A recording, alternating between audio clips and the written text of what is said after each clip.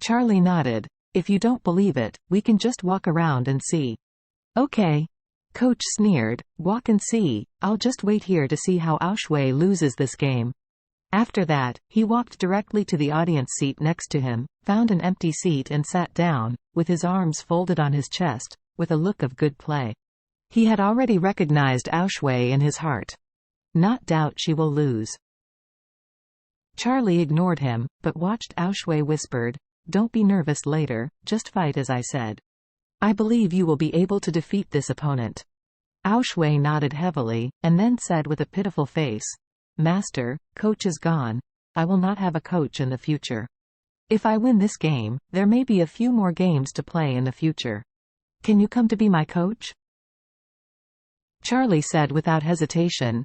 No problem, I will be your coach from now on. Aoshui cheered with excitement. Great. I will call you Coach Wade in future matches. Charlie smiled and said, You can call me whatever you want. At this time, the referee rang the bell for the third game. Aoshui stood up, flexed her muscles and bones, and said to Charlie with a resolute expression, Coach Wade, I'm going to play. Charlie nodded. Come on. At this time, the Thai players also walked from the other side of the ring to the center of the ring. At this time, the Thai player's expression was very relaxed, even a bit contemptuous. She had already won a lot of points from Aoshui in the first 2 games, as long as she played steadily in the next 3 games. She will definitely be able to defeat the opponent and advance to the quarterfinals.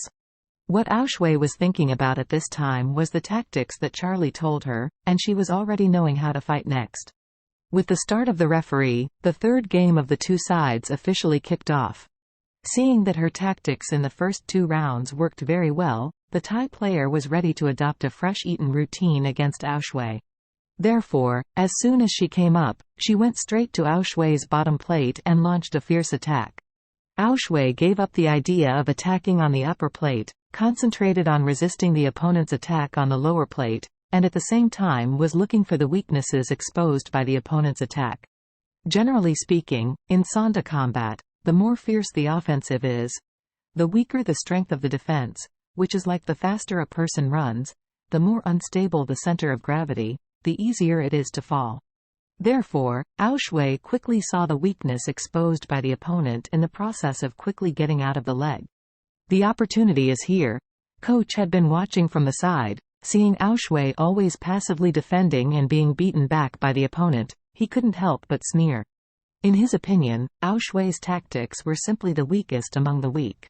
Since the opponent's next set attack is fast and the upper set is relatively inferior, it should be the same as the opponent's own next, and the other side's hanging. In this way, we can find a breakthrough point and reverse this passive situation in one fell swoop. This is also the traditional thinking of most coaches.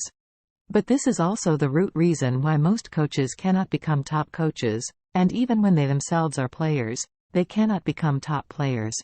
In Charlie's view, whether it is a battle between the 2 armies or a fight between the 2, the best and most stable way is to defeat the enemy's trump card.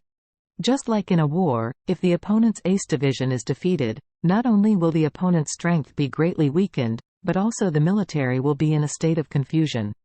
In contrast, if you just destroy the opponent's miscellaneous army, or even the cannon fodder army, not only is it impossible to achieve a key victory, but it may be targeted by the opponent's main force because of the main goal of the measure. In Sanda, if the opponent uses the fist best, then the opponent's fist must be abolished. If the opponent uses the leg best, then the opponent's leg must be abolished, otherwise the opponent's most powerful means of attack is left. It is the biggest hidden danger.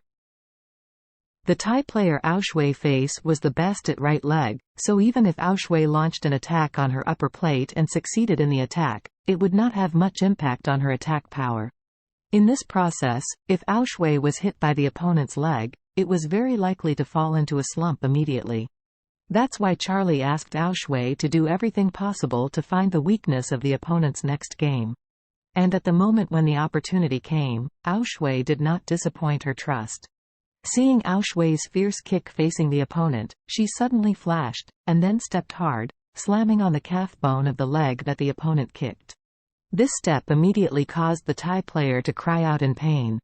Immediately afterwards, she felt a sudden pain in her right leg, as if she was about to fracture. This pain made her feel unsteady even standing, let alone continue to attack Aushwei. So she immediately limped back a few steps, her face full of shock and incredible. What she didn't expect was that her next game was obviously stronger than the opponent, but the opponent dared to make a fuss with her in the end. She kept beating her back every time, thinking that she had the upper hand, and waiting to give her a fatal blow, but she didn't expect that the other party was the one who looked at her and waited to give her a fatal blow.